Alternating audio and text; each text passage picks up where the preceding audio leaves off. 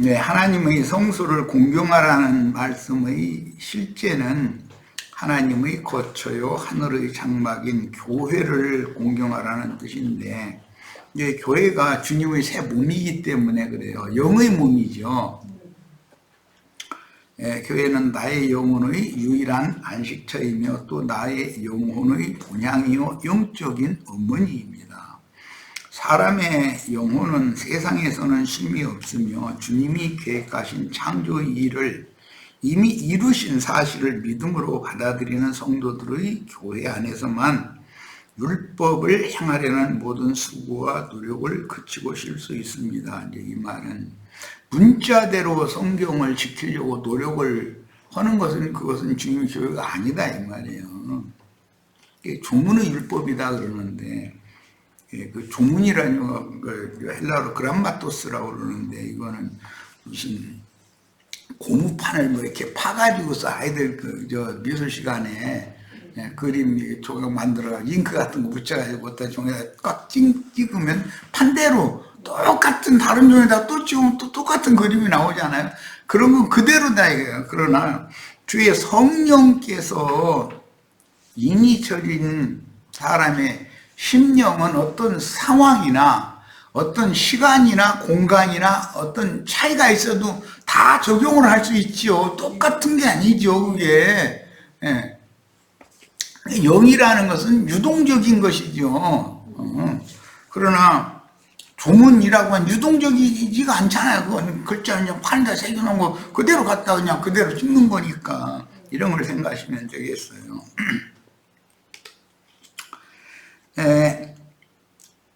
구속을 이루신 후에 새 창조를 친히 행하시는 하나님은 믿는 이들의 교회와 함께 계시면서 아버지의 모든 것들을 교회에게 공급하시므로 교회 안에서 내 영혼의 모든 필요를 공급받고 바르게 양육을 받을 수 있습니다. 주님의 영은 각자의 속에 오셨고 주합하에 한 영이 된 성도들이 모이면 그 모임 중에도 주님이 굉장히 양면이 있는 거예요. 항상 너희 속에 계시겠다라는 말씀도 있지만 너희 가운데 내가 세상 끝날까지 함께 할 거다라는 말씀이 있어서 이 의미를 잘 이해하시길 바라요. 구속을 이루신 후에 새 창조를 친히 행하시는 하나님은 믿는 이들의 교회와 함께 계시며 아버지의 모든 것들을 교회에게 공급하시므로 교회 안에서 내 영혼의 모든 필요를 공급받고 바르게 양육을 받을 수 있습니다. 예표로 볼 때 내 영혼은 에덴 동산의 영적 실현인 교회 안에 머물 때만 쉼이 있고 누림이 있으며 평강이 있는데, 그 안에서는 하늘아버지와 영적 남편인 주님께로부터 내 영혼의 모든 필요가 적절하게 공급되고 누림을 가질 수가 있기 때문입니다. 영적인 필요는 교회 안에서나 공급을 받는 거고, 세상적인 필요는 세상에서나 공급을 받는 거죠. 그런데 세상에서의 모든 공급을 받아가지고 많이 쌓아둬도 그게 다 소용없다는 것은 안 믿는 사람도 알아. 안 믿는 사람들도 죽을 때 그거 쌓아놓은 거 다 가져가는 일은 없다고 그거 다 헛된 거라고 그러잖아. 그러니까 안 믿는 사람들도 아는 헛된 것을 붙잡으려고 왜 그렇게 애를 쓰냐 이거요. 오죽하면 그 전도소든가 바람을 잡는 것 같이 헛되다고 그랬는데, 사람이 손으로 바람 잡아줘 그게. 이게 그런 허탄한 인생을 애써서 살아봤자 그게 다 무의미한 인생을 살고, 내 속에 우주의 주인이시며 우주를 경영하시는 조물주의 신이 내 속에 들어와서 나에게 빛이 되어져서 매사를 어떤 상황을 보면 하나님의 지혜로 이것이 빛이 되어져서 이게 즉각 깨닫고 판단하고 결정을 딱 내려서 주님께 맡기고 이렇게 할 수 있게 해주시는 것이 하나님의 구원이잖아. 만약 내 영혼이 아버지와 어머니의 품을 떠나 내 집에서 쫓겨나게 된다면 나는 모든 것을 잃게 되는 것이며, 그때부터 곤고한 심령이 쉴 곳을 찾아 헤매도 진정 힘겹고 지친 내 영혼의 쉴 곳을 만날 수가 세상에서는 없죠. 세상에서는 육신적으로 볼 때 뭐니 해도 내 집이 제일 좋아. 세상 없이 어디 손님이 갔는데 편하게 해준다고 해도 그 집이 아무리 잘해줘도 내 집이 훨씬 좋아. 내 집이. 그게 내 집보다 더 편한 데는 없어. 인간 나라에서도. 이런 것처럼 하나님의 집이, 아버지의 집이 내 집이기 때문에 주님의 교회 안에서나 여기서는 아무렇게 해도 뭐 누가 탓하거나 이러거나 눈치 보거나 할 필요가 없어야 되는 건데, 세상에서는 멋대로 살고 교회 오면 눈치를 봐. 이것은 반대로 하는 거야 지금. 교회에 와서는 사람의 눈치를 볼 필요가 없어요. 주님께서 하라는 대로 주님의 인도를 따라서 가면 그뿐인 것이지, 누구도 함부로 또 편론하거나 판단하면 안 되는 거고. 그러면은 영적 진보가 있게 되겠죠. 육에 속한 거 생각하고 세상에 속한 거 생각하고 그런 말만 하고, 교회 안에서는 그게 안 되잖아. 그거 하면은 안 되나 마나 뭐 그거 하면 자기만 방진당하는 거지 뭐. 그러므로 우리는 교회 생활의 귀함을 깨달아야 하며, 하나님을 잃은 모든 인류는 세상에서 지치고 곤비하며 힘들고 지친 영혼들이 머리를 기대고 쉴 수 있는 유일한 처소인 교회 생활을 통해서나 하나님의 영광에 나아갈 수 있음에 대하여 전적인 믿음이 요구됩니다. 부모의 품을 떠나서 정처 없이 헤매는 인생의 곤고함은 직접 당해보지 않으면 이 말을 이해하기가 어렵습니다. 나는 이런 거 메시지를 작성을 하면서도 하고 싶지 않은, 이제 뭐 난 다시 돌아보고, 난 과거에 대해서 돌아보고 싶지도 않고 그건 상처만 되니까. 그런데 이런 것의 경험이라는 것이 주님께서 지자들을 얻어서 안식처가 되어주고 주님 자신이 우리 영혼은 거처가 되어준다는 것에 대한 믿음을 갖는데 굉장한 유익이 있었어요. 나한테는 그게. 그런데 보호자가 없이 이 정치 없는 그런 떠들이 생활, 이제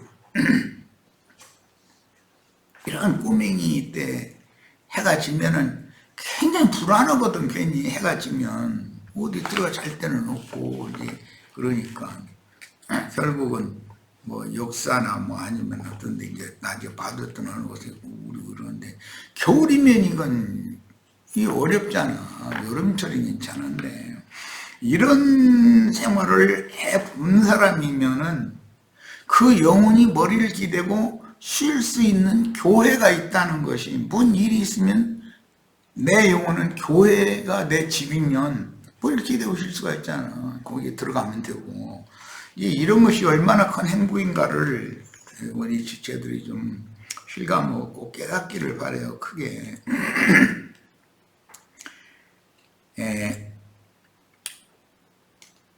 다시 분명히 말하지만 하나님의 성소 즉 그리스도의 그 영께서 아버지와 아들과 함께 임재하시는 거듭난 영과 변화된 혼들로 세우신 하늘의 성소인 시온산에 세운 거룩한 성 새 예루살렘으로 인도하는 이 땅의 관문인 주님이 몸된 교회를 홀대하며 가볍게 여기지 말기를 바라야 됩니다. 이것은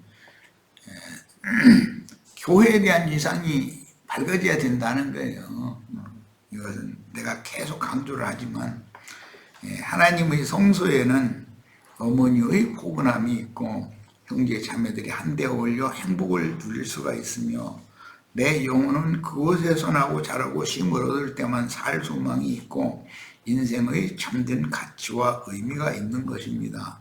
지금 사실 이런 메시지가 신년야기, 면제년, 안식년, 신년야기를 하고서 이게 이어지는 말씀, 27장 끝까지, 레위기는 끝까지 계속 신년에 관한 말씀이 이제 이어지고 있어요.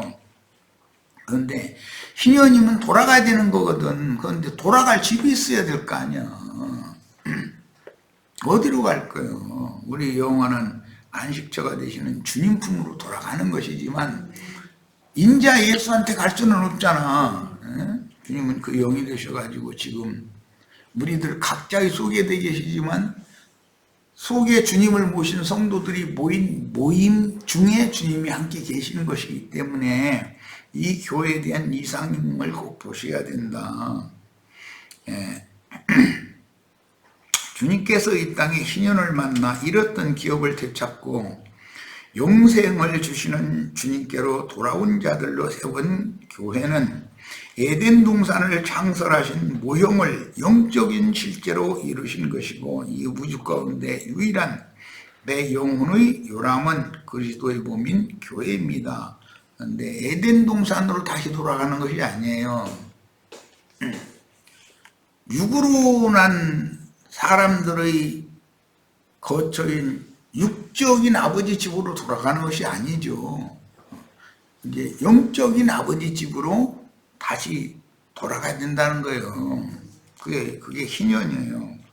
무상을 섬기지 말라는 것과 하나님의 안식일을 지키라는 것도 다 주님의 성소 안에서 어떻게 행할 것을 분부하신 말씀이고 주님의 성소에서 쫓겨난다면 결국 영원한 기업을 잃고 하나님의 생명에서 끊기는 것이니 다른 모든 것들이 다 무의미합니다.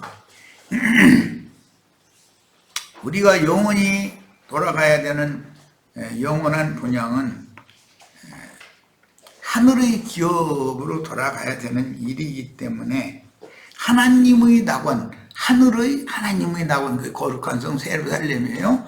거기로 가야 되는 거예요. 땅의 에덴으로 돌아가는 것이 신앙의 목적이 아니에요. 기독교인들이 땅의 에덴으로 자꾸 돌아가자 하니까 그러다 보니까 유대교 체제인 세상 교회 생활을 못 벗어나는 것은 거기가 에덴 동산이라고 생각하니까 거기로 자꾸 돌아가려고 하는 거예요.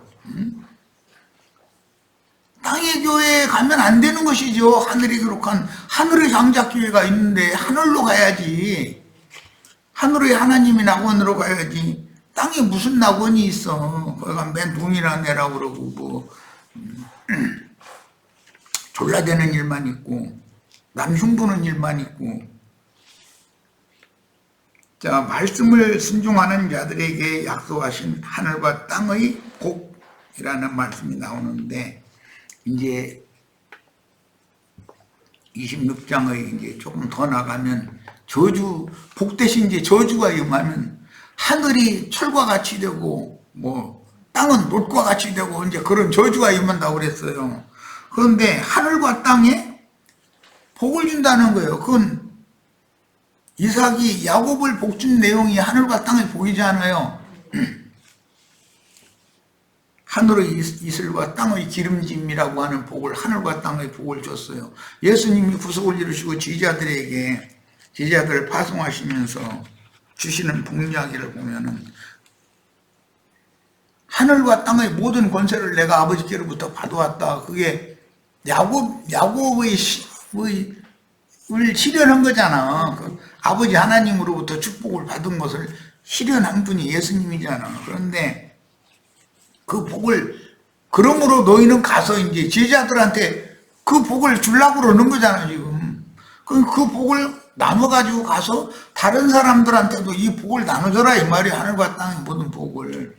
그런데 서신서에 보면 아브라함의 복이 이방인들에게 미치게 하는 것이 복음 좀 봐라 이렇게 소개를 해가면서 그게 성령의 복을 받게 하리 함이라 이렇게 돼 있잖아. 그러니까 알고 보면 하늘과 땅의 복을 받는다는 건 쉽게 말하면 기독교인들 너무 이상하게 성령 받는 걸 생각하는데 성령을 받는 거예요. 그럼 그게 복 받는 거예요. 하나님이 복이잖아. 하나님이 성령이시잖아. 그 다음에 하나님의 규례와 계명을 준행하면 그 땅에 비를 주심으로 땅이 산물을 내고 밭의 수목은 열매를 맺는다. 이렇게 되어 있는데 오늘 마침 우리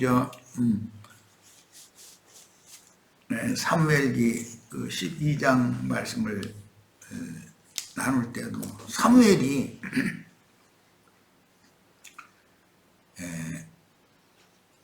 초를 따라서 그 우로를 이렇게 내리는 이제 그런 말씀을 했어요. 이것은 하나님께서 어떤 종선지자들에게 하나님의 마음에 감춰져 있던 어떤 비밀의 경륜의 말씀을 계시로 맡겨가지고 그들이 나가서 사람들을 얻어서 영과 생명의 말씀을 전하는 것이 하늘이 어떤 메마른 땅에 비를 내리는 거예요, 그게. 그리고 주님께서 은혜의 영으로 역사하시는 그런 말씀을 사람들한테 주는 것이 채소 위에 연한 풀 위에 이슬이 맺히게 하는 거예요. 이슬 내려주는 거예요, 그게. 이게 비유단 말이에요. 그러니까 하나님이 메마른 땅에 있는 메마른 땅에 뿌리를 내리고 안 죽으려고 그냥 고통 중에서 수분이 없으니까 얼마나 고통받겠어, 땅에 메마르면. 그런데 하나님은 새벽에는 꼭 이슬을 내려준다, 팔레스타인 땅에는 그 풀들한테, 채소들한테 그 이슬을 먹고 사는 거예요. 그래서 이슬 먹고 자란 채소를 먹는 것이 땅을 기업으로 받은 첫 아담에게 너는 땅이 내는 채소를 먹여야 산다 그랬어요. 그런데 그 채소가 이슬로 자라는 채소단 말이에요, 그게. 하나님 앞에 은혜를 받는 그런 영혼이 되는 것이 사실은 생명을 유지할 수 있는 그런 유일한 수단인 것이다라는 걸 알 수가 있는 거예요. 그리고 오늘 이제 그 사무엘계명서 내가 의도적으로 이제 그런 얘기도 잠깐 나눴는데, 팔레스타인 땅에는 이른 추수가 있고 늦은 추수가 있기 때문에, 즉 말하자면 보리 추수로 시작해서 밀 추수로 해서 끝내야 되기 때문에 이른 비와 늦은 비를 준다는 약속이 계속돼 있어요. 그럼 팔레스타인 땅에는 곡식은 이렇게 심어놨는데 메마른 땅에서 죽지도 않고 이슬만 그 겨우 활떡거리면서 그거 먹고서 이렇게 지금 있어. 그런데 결실기가 되면 비를 흠뻑 내려주셔야 그 비를 맞고 나서 잠깐 동안에 막 결실을 해가지고 곡식이게 되는 거거든. 그 비를 일단 내려주신 다음에 햇볕을 막 뜨겁게 비춰가지고서는 익혀가지고 추수기를 맞게 만드시는 방법이 이제 팔레스타인 땅의 동사법이라, 그런 의미도 다 깨달으셔야 돼요. 우리 형제 자매님들도 이제 이런 걸 영적으로를 적용해도 세상에서 많은 연단과 시험을 죽지 못해 사는 거지. 이슬만 할딱거리면서 먹고 살라니 얼마나 양이 안 차고 그러겠어. 그래도 그렇게 보존시켜 놨다가 하나님이 걷어가시기 전에는 그 곡식을 결실을 해가지고 익혀야 되니까 비를 흠씬 내리고 그 다음에는 짐승의 때를 보내가지고 환란의 때를 보내서 빨리 익혀가지고 걷어가는 것이거든. 이것은 이제 우리는 이 말씀을 가르침 받았으니까 이렇게 적용을 쉽게 하지만 세상 교회 사람들은 이른 비 늦은 비 이런 얘기하면 늦은 비 성령 내린다고 그런 말은 자주 해요. 세상 교회도 오순절 성령, 늦은 비 성령이라고 그러는데, 아니 그러면 오순절이 또 와야 우리한테는 늦은 비 성령이지, 그렇잖아요. 그러니까 다 모든 게 성령의 역사가 있어야 된다라는 말인데, 거듭난 것이 다가 아니고 몸의 구속을 받을 때가 되면 당연히 늦은 비를 또 내리셔야 되는 거예요. 그리고 나서는 큰 환란의 때가 와야 이제 결실된 것이 익혀야 될 거 아니에요. 그 다음에 수가 몇이든지 다 죽인다라는 것은 싹 걷어간다 이제 그 얘기니까, 우리들은 구약 성경에 나오는 이런 율법도 이렇게 성경을 영적으로 경륜적으로 이게 다 체계적으로 깨닫고 있어야 되겠어요. 이미 이미 지적하였지만 하나님의 규례와 계명을 준행하면 그 땅에 비를 주심으로 땅이 산물을 내고 밭의 수목은 열매를 맺는다. 이 팔레스타인 땅의 비를 내린다라는 개념은 추수를 위한 거다. 이미 곡식씨를 뿌려놨고 과목을 심어놨는데 이게 죽지 못해 사는 거예요. 겨우 새벽 이슬 그것만 먹고 살으니까 비는 안 내리니까. 그러다가 추수기가 되면은 비를 조금씩 내려주시면은 소생되는 거예요. 막 힘을 얻고. 그러고 이제 그 결실이 이제 막 털실한 결실을 하게 되고, 그러면은 그 다음에는 말도 못하게 막 뜨거운 날이 이제 계속 된다는 거예요. 잠깐. 그러면 이제 톡톡 알맹이가 차는 거지 이제. 그럼 그때 거두게 이렇게 그 팔레스타인 땅은 그 자연 구조가 그렇다는 거예요. 이런 것은 천국 농사를 이해하는 데 도움을 주는 얘기잖아요. 야, 우리 형제 자매님들이 지금 주님께서 메마른 땅에 비를 흠씬 주시는 그런 일을 이제 하시기 위해서 형제 자매님들을 통로가 다 되셔야 돼. 수돗물 주는 거하고 비가 내리는 거하고는 전혀 달라요. 혹시 수돗물 주면 그냥 죽지는 않지만 그게 소성이 되거나 자라거나 그렇게는 못해요. 곡식이 결실을 하거나 그런 일을 수돗물로 시킬 수는 없는 거예요. 그러므로 이미 지적하였지만 타락한 육신의 본성을 가지고 태어나는 모든 인류는 스스로의 힘으로는 하나님의 계명과 모든 명령들을 항상 다 지키고 행하여 하나님의 약속을 나에게 주시는 분복으로 받을 수가 없습니다. 그러므로 나의 연약함을 인정하고 나는 하나님의 계명과 모든 명령을 다 지켜 행한 후에 약속하신 복을 받을 수 없는 자이오니 주께서 친히 나로 주의 계명과 모든 명령을 행할 수 있도록 자신의 생명의 근원인 양심을 소성시켜서 이 양심을 소성시키고 부패한 마음을 깨끗하게 해서 힘을 받게 만들려면은 비를 내려주셔야 돼. 할딱거리도록 새벽 이슬만 이렇게 내려주고 가지고는 알곡을 거두실 수가 없죠. 그 다음에 자신의 생명의 근원인 양심을 소성시켜서 생명력을 주시고 마음을 주장해 주시기를 부탁하고 기도할 수밖에 없어요. 기도를 이제 하면 어떤 생활 환경을 보내서 인도가 있는데, 사람들은 기도를 하는데 육신적으로 뭔가 아니라고 편안한 것을 자꾸 기도를 하니까 하나님 생각은 이게 안 맞는 거지. 나를 알곡으로 데려가는 것이 목적인데 세상에서 뭘 많이 얻어서 막 쌓아놓는 이런 관념을 벗어나지 그다음 이거 어떻게 할 거예요? 하나님과 싸우는 일인데. 그러므로 나의 연약함을 인정하고 자신의 안에 살아계신 성령의 인도를 순종을 해서 따라야 됩니다. 그 다음에 하나님은 사람의 구조를 아시며 모든 약한 것들을 이미 다 아시고 계시기 때문에 너는 나의 계명과 모든 명령을 항상 다 지킬 수가 나는 주님의 계명과 모든 명령을 항상 다 지킬 수 없다는 것을 빨리 깨닫고 주 앞에 손들고 나오라는 뜻으로 주님께서 하나님의 규례와 계명을 준행하면 그 땅에 비를 내려주심으로 땅이 산물을 내고 밭은 수목은 열매를 맺는다 그랬어요.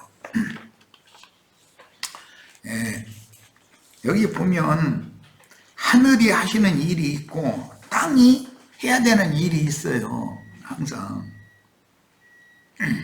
산물을 내는 건 땅이 낸다고 그랬고 열매를 맺는 건 수목이 맺는 것이잖아요. 그런데 그렇게 열매를 맺고 그 알곡이 되게 하는 일은 하늘이 하는 거다는 거예요. 세상에서도 자식을 낳으면 부모가 기르는 것이지 스스로 잘하는 일은 없잖아요. 그런데 부모님의 말을 잘 안 듣고 엉뚱한 짓을 하면 안 되지, 자식은. 그 다음에 문자대로 이 말씀을 받아들이고 사람이 하나님의 계명과 모든 명령을 항상 다 행한 후 하나님의 약속하신 복을 받겠다고 하는 사람은 아직도 왜 복음이 필요한지, 왜 구원자 예수 그리스도의 은혜가 필요한지를 모르는 사람이다. 이렇게 복음을 모르는 사람이라는 말은 면제년, 안식년, 신년의 율법을 내가 지금 많은 시간을 들여서 가르쳤지만 주님께로 돌아올 준비가 전혀 되어 있지 않은 사람일 수도 있는 것이죠.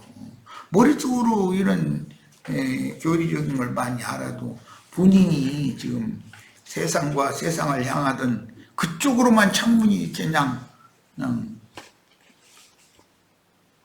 열려있고 빛이 비춰지던 사람이 그 창 딱 닫아버리고 하늘을 향해서 창이 딱 열리고 하늘로 내가 올라가는지 이렇게 바꿔줘야 되는 건데, 이게 더 이상은 나도 어떻게 이게 설명을 어떻게 쉽게 할 수가 없어. 주님께서 그 마음을 열어서 이런 말씀이 들리게 해주셔야 돼. 문자대로 이런 말씀을 받아들여 가지고서 뭐 사람이 하나님의 계명을 지키고 명령을 다 지켜서 복을 받는다고, 이게 유대인들이잖아. 그런데 그렇게는 안 된다는 거예요. 지킬 수도 없고. 은혜의 영이 진리와 생명의 성령을, 은혜의 성령이 가지고 내 안에 오셔야 되는 문제인 것이죠. 그래서 야훼의 규례와 계명을 준행한 후에라는 뜻은 레위기 25장 율법을 준행한 후에라는 뜻인데, 이 말은 우상을 만들거나 경배하지 않고 주님의 안식일을 지키며 주님의 성소를 공경하여 교회 생활을 신실하게 실행한 결과를 보고 주의 계명과 명령들을 다 지킨 자들에게만 비를 내리라 하나님의 은혜를 내려주시겠다라는 뜻이에요. 그러니까 비를 아무데나 적당량을 내리는 게, 어디는 뭐 예를 들어서 비를 너무 많이 별로 필요치도 않은 곳에 그러나도 물이 넉넉한데 거기다가 비까지 많이 내려버리면은 홍수 나버릴 거 아니야. 세상이라는 건 물이 넉넉한 수dum이죠. 거기다 비까지 많이 내리면 홍수난 그 비는 저주지, 그게 축복이 아니잖아. 메마른 땅에 적당량을 딱 내려줘야 이게 축복이 되는 거지. 비로 상징되는 그리스도의 은혜는 하나님의 말씀을 다 지켜 행하지 못한 죄인들에게 필요하며, 율법과 명령들을 다 지켜 행한 율법 안에서 자칭 의인이 된 자들에게는 그리스도의 은혜가 필요치 않고 자기의 공로로 인하여 당연히 받을 삭슬 받는 것이니 자기 자랑거리가 되는 것입니다. 뭔가 주님께서 은혜를 베푸시고 뭔가를 너무 사람 힘들고 시달려서 뭔가를 조금 좀 공부를 해서 주면 사람이, 이런 얘기가 좀 합당한지 모르지만 원래 부유하게 잘 살고 하던 사람들은 가난이라고 한 이런 거에 어떤 세상에 속한 이런 걸 시달림을 당해보지 않았기 때문에 사람들을 대할 때 너그러울 수가 있어요, 오히려. 그런데 가난에 쪼들리던 사람은 돈이 조금 생기면은 움켜 주려고 그러지 너그럽게 마음을 넓히지를 못할 수가 있는 거예요. 그러니까 이게 폐단이요, 사람이라는 것은. 그러나 모든 것이 하늘로부터 왔다라는 것을 위해서 믿어야 된다는 거예요. 하늘이 주셔도 그걸 여유를 가지고 펼 때는 펴야 되는데 무조건 움켜쥐기만 하려고 그래. 그 가난하게 사는 할머니, 할아버지는 벌써 돌아가시고 할머니 혼자 그렇게 어렵게 해서 악착같이 사시는 분 얼어 죽었다 해서 가보면 창문 밑에 돈이 잔뜩 있다는 거잖아. 아니, 돈 덩어리가 이렇게 짊어지고서는 가는 거요. 그게 뭐 하는 짝이요, 도대체. 세상을 이쯤 봐도 알 수 있지 않나 이 말이야. 이 문제는 신약의 복음을 깨달은 사도들이 주의 입으로 나온 영과 생명의 말씀을 확증할 때 가장 강력하게 증언한 복음의 핵심이에요. 돈을 자랑한 일만하게 뿌리다 등등. 이게 그게 우상 숭배잖아. 또 돈이 우상의 세상 그 우상의 특징은 제일 가까운 게 돈이거든. 우상에서 다 벗어나시기를 바라요. 자, 만약에 사람이 스스로 하나님의 계명과 모든 명령들을 다 지켜 행한 후에 약속하신 복을 받는다면 인간의 공로에 대한 당연한 삭시나 나는 그리하지 못할지라도 그리스도의 공로로 약속하신 성령의 복을 믿음의 법에 따라 받는 그것이 구원이다. 구약시대의 이스라엘 백성들은 최선을 다하여 계명과 명령들을 지켜 행한 후 약속하신 성령의 복을 받으려고 그렇게 노력했지만 결국은 율법과 명령들을 다 행하여 하나님의 영광에 이른 육체는 하나도 없었었다. 율법 행위로 하나님의 영광에 이를 육체는 없다라고 아주 답이 딱 나와 있어. 그 세상 사람도 다 아는 일이고선 돈 잔뜩 쌓아놓고서 그 할머니 얼어 죽었다겠는데 가보니까 장판 밑에 돈이 많았다고. 이제 그거는 그 할머니의 어리석음을 말하는 것이지만 사실은 자신을 말하는 거거든. 세상 사람들이 그걸 뭐 깨달아야지. 우리도 하나님의 눈에 보실 때 의인은 없나니 하나도 없고 선인도 없으며 말씀을 맡은 유대인이든 말씀을 듣지도 못했고 하나님의 약속과는 아무 상관도 없이 천성적인 사람의 양심이 판단해 주는 대로 마음에 새긴 율법을 행하려고 노력하는 이방인이든 모두 연약한 죄인들일 뿐이다. 말씀을 받았지만 말씀을 문자대로 말씀 받아가지고 육체의 행위로 이걸 해보려고 하는 유대인들이나 이방인들은 말씀을 몰라도 마음에 새긴 율법이 다 있어. 양심이 판단해주는. 그러니까 똑같이 율법 아래 저주에 있는 거요. 너나 나나. 유대인들은 다만 글자로 돼 있는 율법을 더 받았다는 거지. 모든 인간은 누구를 막론하고 그리스도의 은혜가 필요하며 첫 번 희년을 체험한 성도들에게도 이 세상 끝까지 그리스도의 은혜가 이 장막을 벗고 치천사로 주님의 영광에 이르기까지는 그 은혜는 끊임없이 필요하다. 그러니까 하나님의 은혜라고 하는 것은 하나님이 나를 찾아오셔서 나와 함께 임재해 계신 상태를 그 이제 은혜라고 그러는데 그게 없으면 사람은 아무것도 아닌 거죠.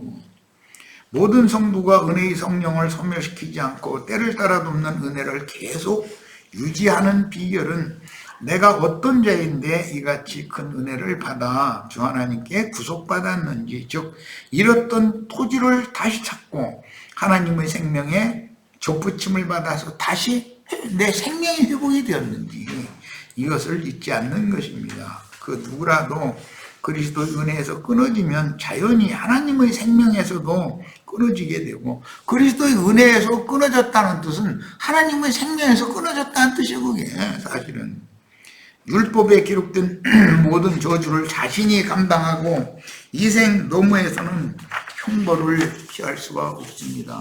예수님이 대신 다 짊어졌다고 해도 교리적으로는 아는데, 에이 그래도 내가 조금은 뭔가 선한 일을 좀 하고 뭐 이렇게 해야 사람이 염치가 있지. 근데 염치가 사람이 염치 지키려고 하면은 그런 거 염치 때문에 지옥 간다니까. 사람 염치 없어야 돼. 철판 깔아야 돼. 말하자면 세상에 대해서 조문의 율법에 대해서는 하나님은 그런 거에 대해서는 넌 관심 가질 필요가 없다. 너는 애당초 그걸 하나님의 율법을 네 육신의 행위로 다 지켜서 영광에 이를 수 없는 존재라는 걸 알라는 거예요. 그런 목적으로 이런 어려운 환경도 주시고 율법 말씀도 주시고 말씀 모르는 사람들한테는 마음에 새긴 율법, 양심의 법이라는 걸 준 거잖아. 그런데 너 양심 한 번도 안 속이고 이방인들 같으면 너 정말로 네 양심의 가책 한 번도 받은 적 없어? 그럼 너는 뭐 네가 메시아고 네 스스로 구원받으면 돼. 그런데 나는 뭐 내 스스로 내 양심에 가책받은 것이 너무 많아가지고 그 횟수를 뭐 말을 하고 뭐 다 셀 수도 없어요, 이놈은. 그러니까 사람의 어떤 노력이나 사람의 의의를 가지고 하나님의 영광에 이를 육체는 무조건 없는 거예요. 그럼 어떻게 해야 돼? 구속을 나의 모든 약함과 모든 내가 저지른 지난날의 모든 죄과들을 대신 담당하시고 하나님 앞에 심판을 대신 받아버리시고 너는 성령을 받으라는, 넌 복을 받으라, 복으로 받으라, 이제 이 말인데, 복 받는다는 건 성령 받는 걸 말한다는 건 이미 설명했어요. 그런데 이런 말씀 자체를 이해를 못하는 것은 왜 그러느냐, 뭔가 자기의 선, 자기 자아라고 하는 이게 어떤 기준이 복음을 막아버리기 때문에 이게 투과가 안 되는 거예요. 빛이 되어서 내 속에 들어와야 되는데, 이런 말에 대해서 이해가 있기를 바래요. 이 말이 이제 26장 앞으로 이제 나오는 말씀에 보면 하늘이 저주를 받아가지고 하늘은 철이 되고 땅은 못이 되는다는 거예요. 그러면은 비 대신에 모래먼지만 이렇게 하늘이 다 땅을 덮게 만들겠다 이제 이랬어. 그러니 아직은 우리는 지금 복 받는 얘기를 하니까 지금 나도 할 얘기도 많고 이제 그런데 앞으로 이제 다음 2번 자료 이후에 가면은 맨 저주를 그냥 7배를 저주를 또 그래도 안 들으면 또 7배에다가 7배를 더 한다냐, 이걸 그냥 연거푸 이런 얘기만 나오면 그거. 그래서 나 이걸 다 할까 그냥 간략하게 해서 지나가 버릴까, 이거 내가 지금 망설하고 있는 거야. 이게 메시지를 그거 다 하려면 장절이 여간 길어, 또 길기는. 땅이 그 산물을 풍성히 내고 사람은 항시 새 음식을 배불리 먹고 그 땅에 안전히 거해야 된다 그랬는데, 새 음식을 먹는다는 것은 모세의 율법을 계속 붙들고 있으면 안 된다는 것을 말하는 거예요. 예수 그리스도의 입으로 나오는 생명의 말씀으로 바꿔 먹어야 된다, 이제 그 말이고. 이거 뭐 시간이 없으니까 빨리빨리 넘어갑시다. 16페이지 두 번째 단락, 하나님의 기름 부음을 통해서 진리의 말씀을 깨닫는 영의 일을 혼인으로 비유하여 주와 연합하여 한 영이 되고 마음으로 은혜를 누린다는 표현을 사용하며, 사람이 하나님의 일을 하는 비유는 주님을 먹는다 또는 그 영을 마신다, 믿음으로 취하는 것을 먹는다, 마신다 이렇게 말한단 말이에요. 그리고 뭐 선악과를 따먹었냐 생명과를 따먹었냐 먹는 얘기잖아요. 그리고 생명수를 마시는 얘기잖아요. 그것은 우리 저 형제 자매님들은 다 어른들인가 알 거예요. 결혼을 뭐라고 그래? 먹고 마시려고, 서로가 먹고 마시려고 결혼하는 거 아니야. 그런데 무슨 개돼지처럼 날마다 밥만 먹고 술이나 먹고 뭐 그러려고 먹고 마시는 건 아니잖아. 이것은 영혼의 양식을 먹고 마시는 문제니까 생명을 먹고 마시는 거예요. 그게 누림이라 이 말이지. 자, 그게 이제 영생의 누림에 대한 표상인 것이죠, 육신적인 일은.